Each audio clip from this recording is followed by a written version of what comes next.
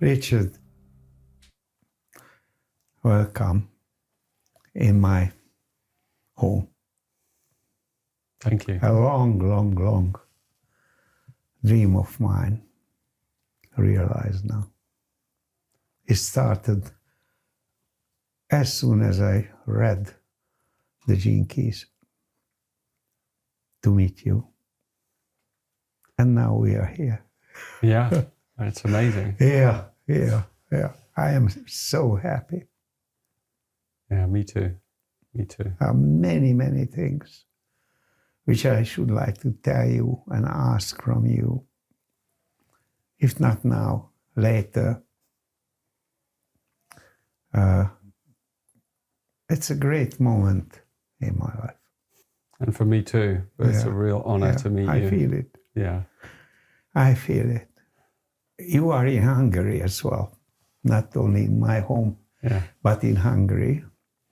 And I'm quite sure it's such a short time. It's not enough to digest everything. As a very special place of the world and a very special language. My book title is Jós Könyv, and here I've collected for you how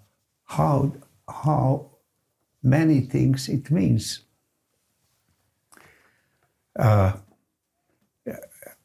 Because it is Jós means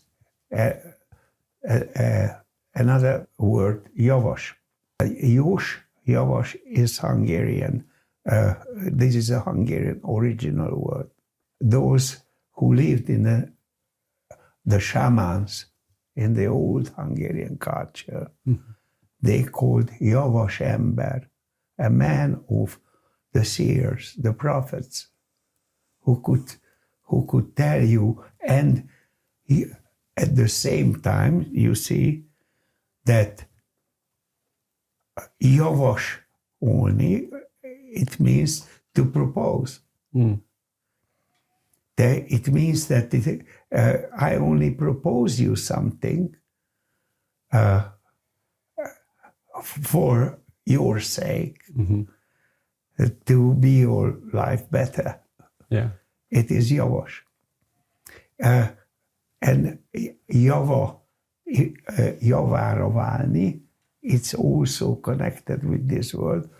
This means that's for your sake, for your benefit. So therefore, I've kept the Hungarian word instead of I Ching. Because there are so many meanings in the Hungarian language. Of course, it means simply fortune telling, but these many connotations as well. Yeah, I love that. That's incredible. I like the propose because it feels very undogmatic. Yes. It feels like his.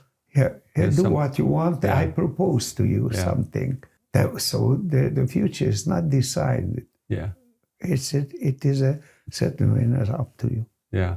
It feels very generous. Yeah. So I'm glad you kept that name. Oh, you used that name. It's a beautiful word.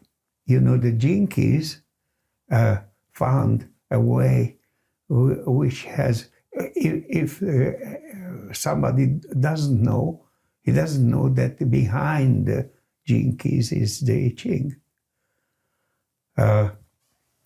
Because it's partly a science.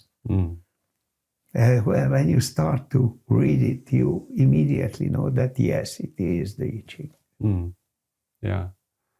Well, it's not hiding, but it's a different form. It's a discontinuous form, perhaps, of the I Ching. Yes. Yes. But it is, and it is for the contemporary life. It is much better than the original. I don't know if it's better, but in my English, because it's a correct translation, we found it's not enough to write the book of changes, because it's not true, because I means changes, troubles, lightness, and calm as well. Yeah. The same word. Yeah. It has many dimensions to it. Approaching the question from my side, I've spent in the theater all my life. I'm still a member of the theater, which sees the life from a different point of view. The drama is different from the novels and the storytelling. And when I've seen your podcast, you very often mention the word crisis. Do I? Yeah. As when using the book. Yeah. But very rarely found that you mention the catharsis. Catharsis, yeah. I do, in my smaller book on contemplation, I use the word kenosis. Do you know that word? No. Kenosis, another Greek word. Like catharsis is to throw out the emotions, the unprocessed. Kenosis is similar, but it's about emptying. It's the process of emptying. So it can be understood as less emotional and more about a kind of emptying out of oneself until one comes back to the core of being. So in a way, that's how I understand contemplation, that word, is to empty out. So you liberate yourself from the unnecessary. Yeah. So it goes a little deeper than catharsis, although catharsis is a very useful tool when it's needed. But kenosis is more of emptying out the contents of the psyche as well, not just the emotional field, but everything, thoughts, everything, so that you come back to this point of emptiness or fullness, which I think is the ground of all wisdom, contemplation, practice. Do you relate to that? And you have experienced in the real life of this? That somebody could attain this state of mind or a situation when this kenosis worked? Yeah, I think so. I think we experience it more often than we realize in everyday life. Sometimes they're very short moments where we drop into a state of no thinking or no feeling, and we're just in a state of pure being, and we're constantly cycling in and out of those states. And I think the trick with contemplation is to expand those states. So it's about pausing. It's not mystical at all. It's about relaxing. It's about just being able to fully relax. Relax your nervous system, relax your thinking, relax your emotional field, lower your expectations. Yeah. Take away pressures from your mind. Those are conscious things you can do to create a space of... The word emptiness sometimes it's a bit frightening for people. And actually it's pregnant is maybe a better word. Yeah. Yeah. Yeah. But where I am, if emptiness is, then where I am. Yeah. In the theater, it's just from my point of view, because I am a playwright, mainly a playwright. In the playwright, there are two peaks. One is William Shakespeare, and the other one is Chekhov, Anton Pavlovich Chekhov. In the Chekhov play, 3 acts, or as long as you want, really nothing happens. It starts in this way and this moment. You spend 3 hours in the theater. At the end, it's the same. Yes. Nothing happens. Yeah. They repeating the same thing. Yeah. So when he came out with his plays, everybody asked him, where is the drama? And he said that this is the drama, the continuous repetition. Yeah. In Shakespeare, at the end, it completely changed the social construction. Sometimes they die. The hero dies, kills the other one and dies. So it means that's a catharsis means that a new way, a new world starts. But for this, you have to kill the past. So in the Shakespeare's experience, if you follow the Shakespearean idea, it's not enough if you are in the hell. You have to go under the bottom of the hell. And this is a place where you can overcome the difficulties. Yeah. Not up, not escape from the hell, but at the bottom. Yeah. And this is a real theatrical experience. Yeah, it's a very valuable, a very valuable insight that comes from theatre, right? Drama. Yeah. And in a way, looking at my Gene Keys book or the teachings, it's theatre. It's the script of all the shadows. Like all the descriptions of all the shadows are like they're all the dark players from Shakespeare. Iago and these Caliban and all these dark archetypes. And so they're very kind of applicable to our modern world, to our lives, actually, because they're very everyday shadow states, what Jung called the shadow archetypes. I could write 64 dramas. Yes, exactly. Because each and every sign is a drama. Yeah. I have a friend also who she and I are kind of playing together. We're writing a kind of playful tome called the Doom Keys. Yeah.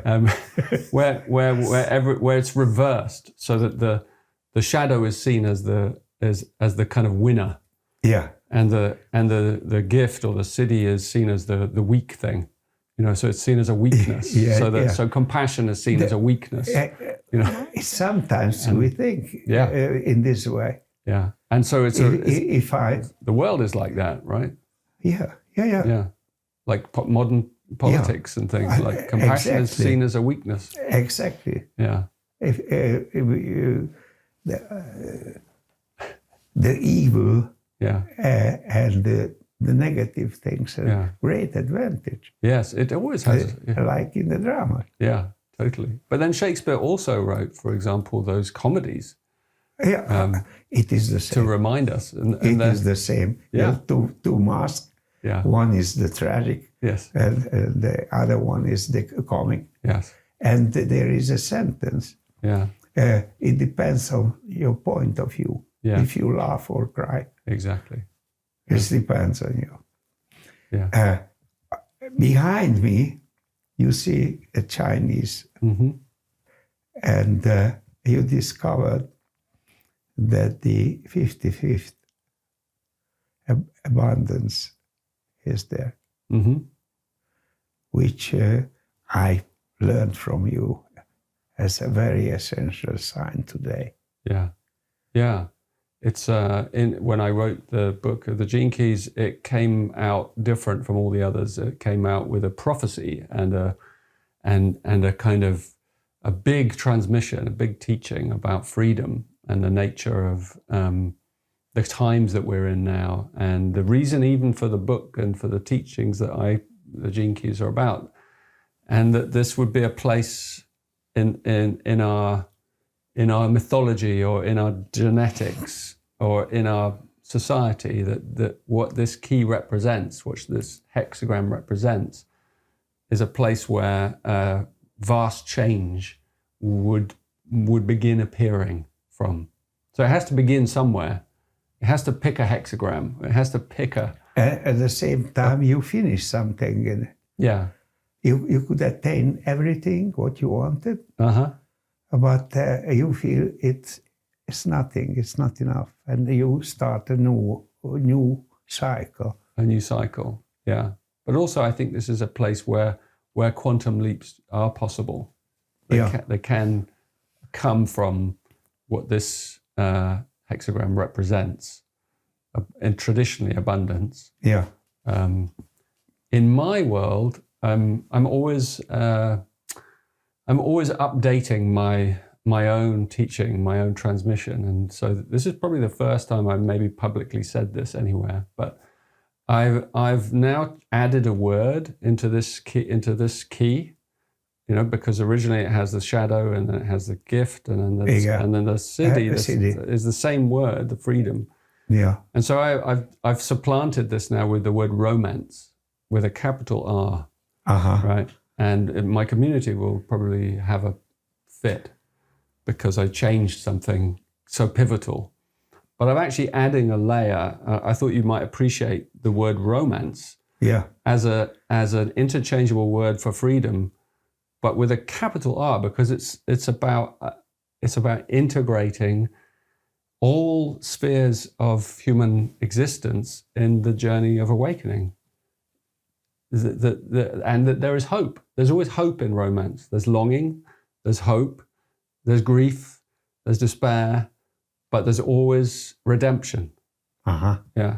And so that's, it's my understanding now, a deeper understanding of that hexagram or of that gene key in my language, is that it contains the romance of existence. Wait a little. What do you think about that? Wait a little. I should like to introduce Vera. Sorry, Vera. Who is sitting here to help me or you if we don't understand each other. I should like to ask you something in English, but translated to Hungarian. What did he mean that capital R? Capital R. Nagybetűvel? Yeah, yes. A románc. A románc, the what does it mean? R betűvel kezdődik. Not schmaltzy romance. Szóval a nagybetűs románc. Amikor az egész élet, így értelmezem én, de persze nem tudom. I also kind of trace that back to the 39, 55. Yeah. That there is the romance involved in there. Yes. It's like a very powerful feeling, or yeah. But I wanted to say the word, because many people understand the word romance as something schmaltzy, you know, like there's a lower romance. A cheap. A cheap version. Valentine's version. Yeah. And then there's the very high version, which is the original meaning of the word, high romance, like high melodrama. Yeah. Like, if you understand what I'm saying, you've spent your life, right? Yeah. So in the field of Shakespeare. romance. Yeah. From the heights of Shakespeare, down to the mundane. Yeah. Every story can be told on different levels. Yes. A cabaret, a 3 minutes cabaret can contain a whole Shakespeare drama. Yeah. Othello's story is the greatest cabaret of the world. It's not about jealousy. It's about a stupid man who misunderstood the life. You can laugh at from the beginning. Yeah. Yes, and this is with the romance, because generally we mean happy ending. A happy ending, and everything is easy and light, and isn't it like a heightened state, the high romance? Yes. It is like high romance. It doesn't matter what the ending is. Yeah, That's the real romance. that's the Because you know that eventually built into the universe is a redemptive quality. So even if it ends badly, yeah. then the curtain comes, and, Yeah. and you're like, oh, it wasn't so bad. It wasn't real. So you leave in tears or in shock or in silence, but then it was a play. And the same with our lives. You know, even if the play ends badly in our life, Yeah, we're then back into the emptiness of our soul quality or the fullness, and we realize, oh, that was a play as well. You're out of the form, you're out of your body again, like you had that experience of leaving your body. yeah. Right? Maybe you could tell us about that. Like,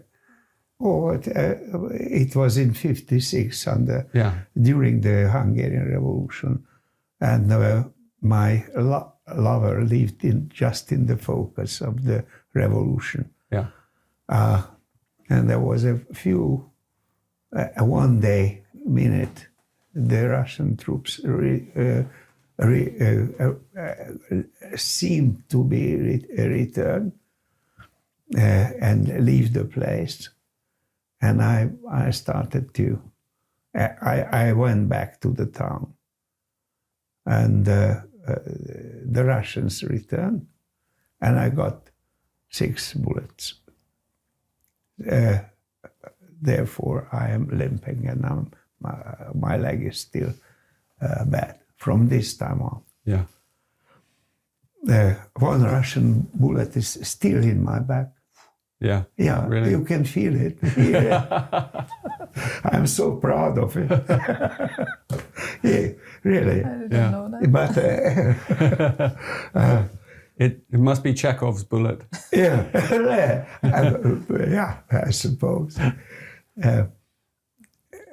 They wanted to operate me, but I could leave it. It's okay. Amazing. Until I live, it's enough. But you you had a death experience. A little bit. I was higher than my body.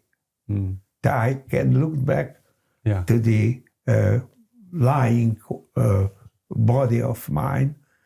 Look, this is a Peter Müller lying there, down on the pavement, full of blood, of course. But I was not shocked enough. I was a witness of the whole thing. And therefore, when you say this higher state of mind, when you mentioned very often, so I lived this moment. I was a witness of Peter Müller's life. Wow. A role which played named by as Peter Müller. Yeah. And then when you came back and you were healing, did you feel different?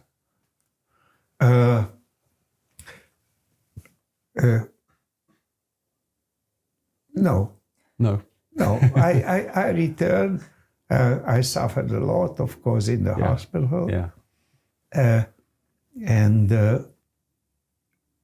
what was very special in my life, that I was not. I went there not for fighting, but my lover, my later wife, lived there. So in my soul, love and death are very close to each other. You see, that's high romance. This is high. Yeah. Yes. Yeah. And every human being alive recognizes that kind of romance, in the soul. It's interesting how things comes together. And I said that I couldn't understand. And you have it behind you. And behind everything is connected. So this was that experience. And your wife must have been an amazing woman. Tell me a little about her. Yes, she is. Before he died, 2 months earlier, I wrote him, "I love you." And she, before she died, she remarked, "Me too." Oh, so sweet. Romantic, huh? Yeah. After how many years did you know? 70. 70 years. 70. You were together for 70 years? Yes. Amazing. What did you learn in 70 years together? I became a very unique, all of my friends divorced. I don't know what divorce means at all. Yeah. How could they do it? Yeah. Is it possible? And what happens with the previous life? Wife, and me, and it's a new story. It's a common story, yeah. But it is true that it helped me that I was a work alcoholic. So in this table, I spent all of my life. You're working, yeah. So my other lover was writing the books. Yeah, and she was intellectual. She was a very, I'm imagining. Without her, I couldn't.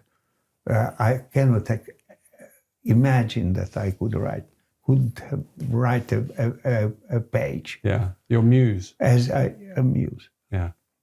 As soon as I finish something, I run downstairs and begin to read. What's your opinion? Yeah, yeah. And very often, sometimes she enjoyed it or not, but always critical. Yes. Oh well, we share that in common. My wife also is she's very precise. Yes. With her. Yeah.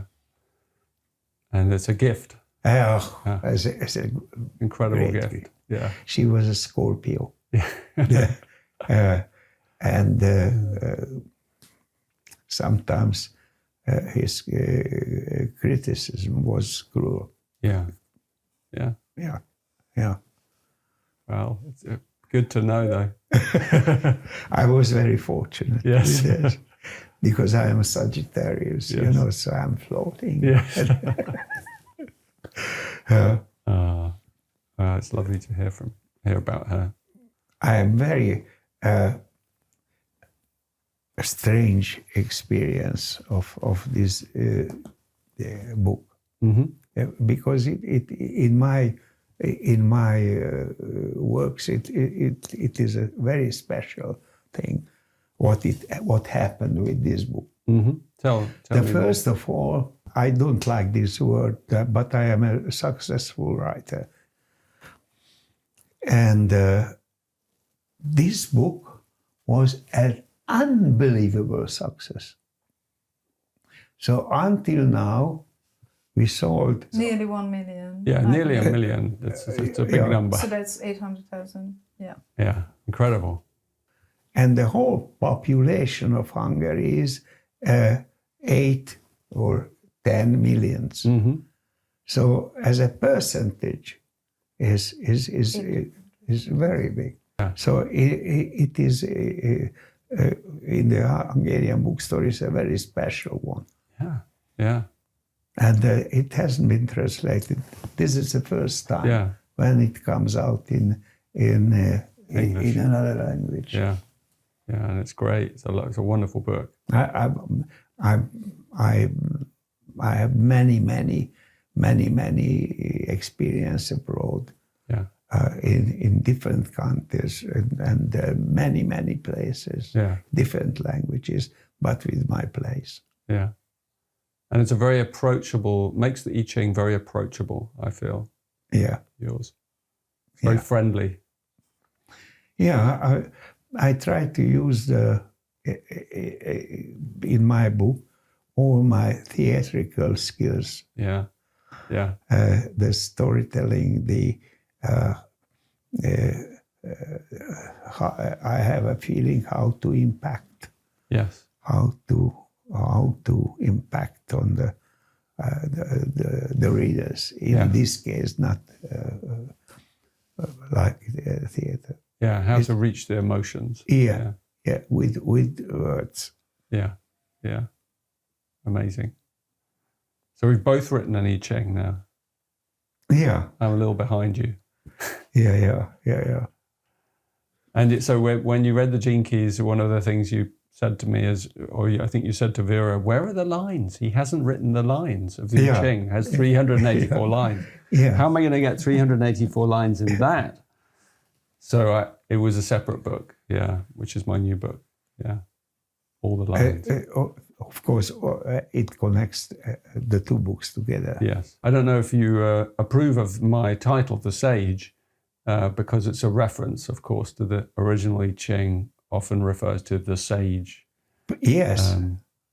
And there is another thing which I should like to ask you. In the original I Ching, as my spiritual master, who was a so-called Chinese master, said, there was a word, Shen, which means that a spirit guide. That if you use the book, if you have a question, you are not alone. But a Shen helps you. If you are inspired enough. It is the same as the Christian, as a saint spirit. Yeah. It's not enough Jesus Christ, but the saint spirit is also help. We call it inspiration. It is the same. But if somebody use the book, it means that he uses not only the book, but he gets some helping spirit. The spirit, I definitely felt that as I was writing my version, my new version, The Sage, which I began after my father died. That was about 5 years ago. And actually it was formulating inside me before then. So I had notes for a couple of years. But then I started to write the sutras. Yes. Like the tradition of the I Ching often has a strange, like a koan or a stanza. I call them sutras from the Indian because I like that word. It means a thread. Yes. And it's a beautiful, and each thread connects to another thread. And so I began to write one sutra each morning before dawn, just one. And some mornings it didn't come, or I was busy, or I slept too long, but usually I wake up early and I do a little tea ceremony of myself. It's and beautiful. Then, you showed me at. And that's how I write these 384 sutras. And then out of them came the commentaries in the tradition again of the Chinese I Ching. There was commentaries on the text, and so I decided to call those contemplations rather than commentaries. And they're a bit more like this word, the proposal. They're a bit more like a proposal. Yeah. The sutra might be talking about this, it might be, but where will it go for you? So for each person, there's a lot of, it invites the person's imagination as well to engage. Yeah, but I think there was a spirit in the words or in between the words when those sutras came, because they came in a very random, strange way, like inspiration does. And each thread was connected to the next thread, but they weren't in the order of the I Ching.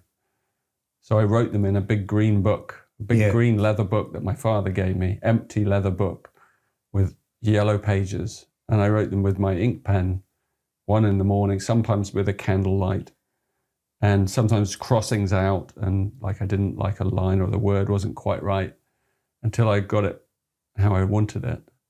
But I didn't know which line was which. So I would write a sutra, but I didn't know what line it was or which hexagram. So I would just look at it, and then and then it would come into my intuition. Be like, yeah, 29 line 4.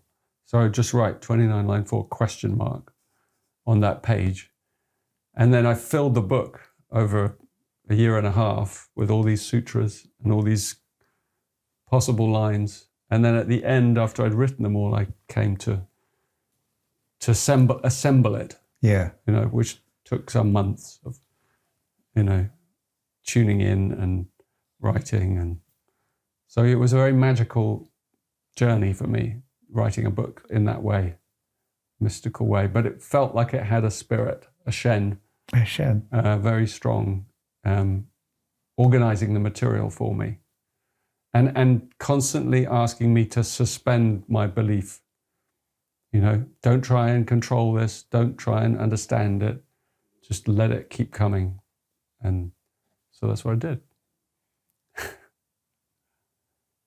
So yeah, but it's lovely to think of our two I Chings communicating with each other. In my case, I spent 10 years. I had a spiritual circle,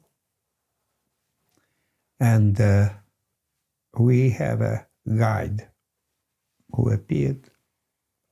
And after half year, because we asked that, who are you? A spiritual entity. And he said, I am the Chinese. That was the first thing. And later on, we were very curious, what does it mean, Chinese? And later on, when we were in a certain mood, and he was in a good mood, we asked again, what does it mean that you are Chinese? And he said that after a long array of incarnation, he lived in China and was Chinese when he could attain the enlightenment. Mm-hmm. So he attained such a level of life that he had to come back again. Yeah. And from that time on, he lived in another world and helped us. Ah. Therefore, we called him Chinese. Yeah. A day, he said to me, Peter, tomorrow we'll start to work together. Mm-hmm. Work on what? Work on I Ching. I Ching, what does it mean? I didn't know. Mm-hmm. I didn't know. So we start to work together in this way. Mm. So first I read the Jung, then all the Jungian words about that, and then the first translation, mm-hmm.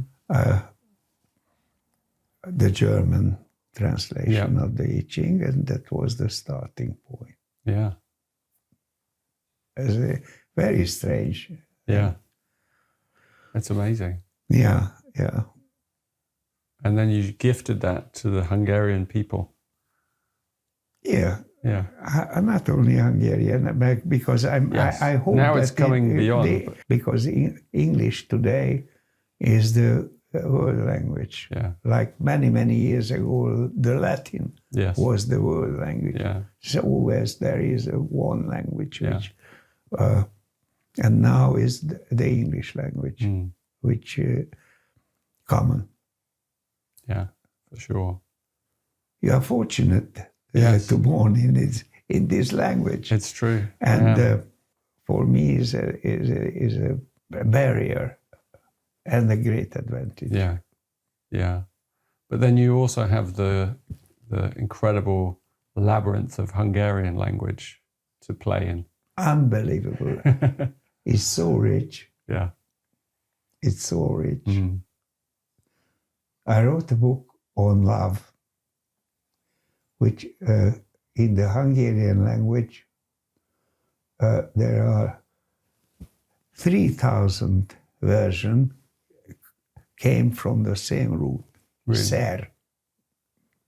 Szer. Yeah. It goes szeretet. It means love. Yeah. Szerelem, which is a special Hungarian, it means that emotional, between Romeo and Julia, there is no love. There is szerelem. Yeah. It's not szeretet. Yeah. And, Capital R. and szeretkezés, it means making love. Yeah. And at the same time, the root, szer, it means that the ancients, when they, the festive occasion, they made szer. Szertartás means the sacred, they dance together. This brings together the people. Yeah. Szer, if you szerkezet means that an automobile, for instance, which composed by different elements, and they form a szerkezet. Okay. Szerkezet, it is the same. Mechanism. Mechanism. Yeah. But brings together the different kind of elements Yeah. in one Yeah. wholeness, and it works together. Yeah. That's a good description of love. Yeah, it is the same thing, but at different level. Szervezet means first the body organization, that you have stomach, an arm, an eyes. That is, it is the element of your whole szervezet. But szervezet means also a political organization. Everything which is organized in one is szer. Szer. Interesting. A lot of different levels of dimensions. And All coming from the same. Yeah. And physics. There are szerves and szervetlen. Szerves is the living structure. Szervetlen is the stones and those things which are not living like nature. Yeah. Inorganic. Yeah. Inorganic. Yeah. Amazing. And everything comes from the word szer. Love. Yeah. Szer. Szer. Yeah. Gyógyszer, for instance, is medicine. Gyógy means to cure, and szer is something which is in the medicine. And everything is szer. That's amazing. Yeah. If you have a hammer, it is szerszám. Szerszám. Yeah. It is also coming from the word, from the roots. Yeah. I guess sometimes love is like that too. And maybe now you can understand why we are not conscious about it, because this is like so built in the language. Yeah. So even now, when It's very essential what you are saying. Yeah. We don't feel it, don't know it. We are using like machines. Unconsciously using this magical language. Yeah. Yes. Yeah. Amazing. A difficulty when the translation comes. It's very difficult. Yes, I get it. And our other love that we have together, I think, is one of them is Hamvas Bella. Yeah. Would love to talk a little bit about him. Most people in my world, outside Hungary, have never heard of him. Never. And he's an extraordinary, I think he's a giant of genius, literature. He's an extraordinary writer. He would feel very uncomfortable about this. He would hate that, yeah, but that's why I can say it.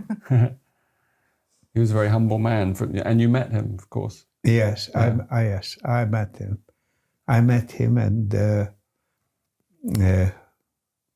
this is among the Hungarian writers, he is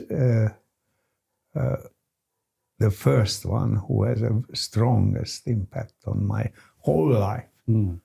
It decided everything. Yeah. What I am doing is nothing else but a poor version of a Hamvas follower. Yeah. I am a Hamvas Béla follower. Yeah. And Hungarians should know that they have this giant available in their midst, but they don't, many of them I think don't know of him. Like, I wish I could read everything that he'd ever written, but most of it's not in English. Yeah.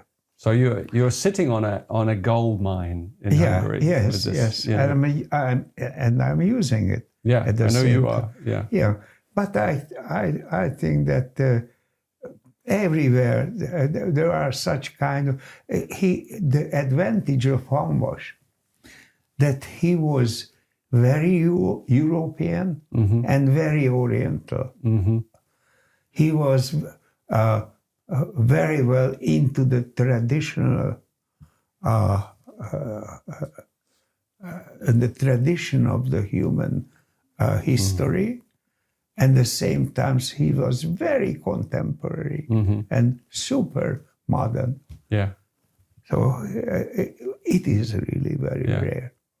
And the most rare about him, which is why I love this word romance, is that his philosophy incorporates the senses very strongly, like the love of the senses and the love of the physical world and the love of food and the love of wine and the love of sex and the love of sensual. He's a very sensual writer and very celebrates all kind of life. And that's quite, that's a little lacking in some of the spiritual, modes out there, especially from the East, but even from the West. There weren't so many spiritual approaches that include everything. If you know what I mean. I love some of his writing where he in the philosophy of wine, which is one of the only things we can read in English, he talks about mouth harmonics, like he invented a whole way of understanding the mouth and taste, but from a spiritual dimension.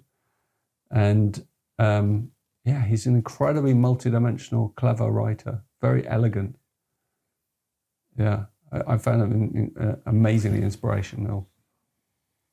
And you had references in your coming book. Yes. Yeah, as well. I've referred to him, yeah. And I will continue to.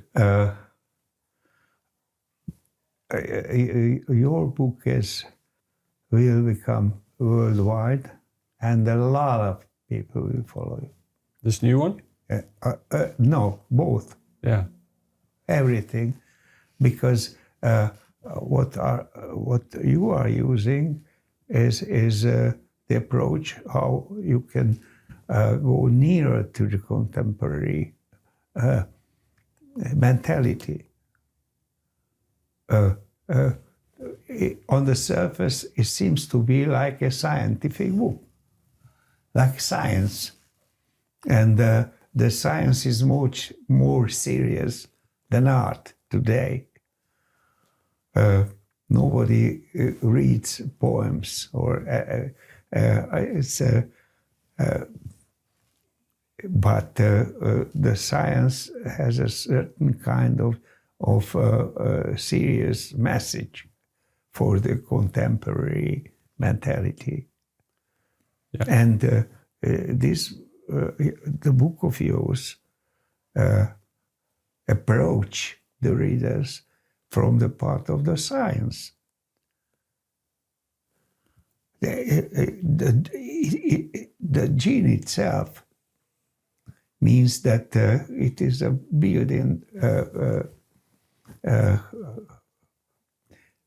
secret in the human body. Mm-hmm. Yeah. Yeah, it has some structure. A structure. Yeah. Yeah. And it is a great idea that Yeah. I tried when I wrote the Sage, these lines, I used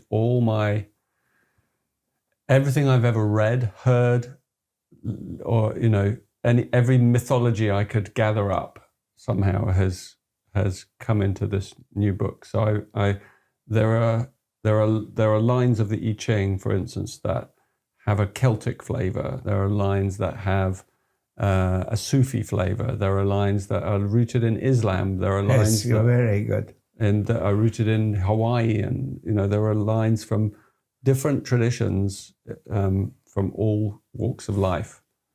So it's very eclectic like that, and it's very good. Yeah, and it is connected. Yeah, it is. They say the same thing. Yeah, it's a global I Ching, I think. Yeah, if you can even call it an I Ching. Richard. Yes. I am very happy that you are here again. Thank you. Me too. I didn't dare to buy you wine because I knew that you are an expert. No, not really. And Hungarian wine is very mysterious to me. I don't know much about it. I know some of them. And as I said, the red wines from Villani are really exceptional. The good ones there. I was there and I tasted some. If you like this taste. Very nice, really nice, incredible wine. I mean, I can't believe they're not available in England and Europe, the rest of Europe. Not widely. No. They're some of the wines I've tasted are every bit as good as a classic Bordeaux from France or Burgundy, like really top quality. So it's another gold mine that Hungary is sitting on. You have Hamvasbella, you have this incredible wine, and no one knows about it. Oh. Except for Tokaj. Everyone knows about Tokaj. Yeah, which is good because it's an amazing drink. I wanted to buy something nice. You like dry? Organic. Yeah.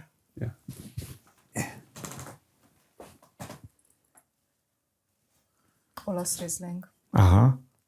Which also Balaton. Yeah, Balaton. Yeah. That's what I love in Hambash's philosophy of wine, where he describes in the middle all the different wine regions.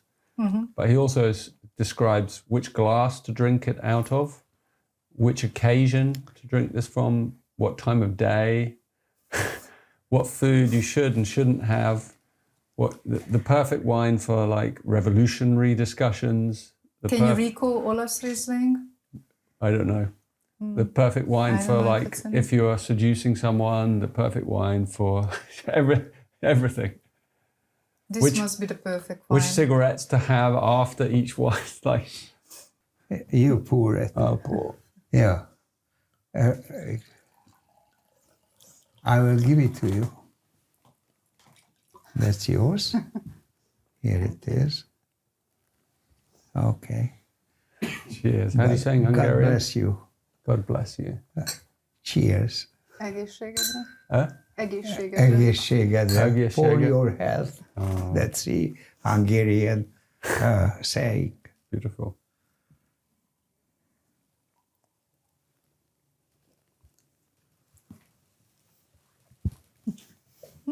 It's nice.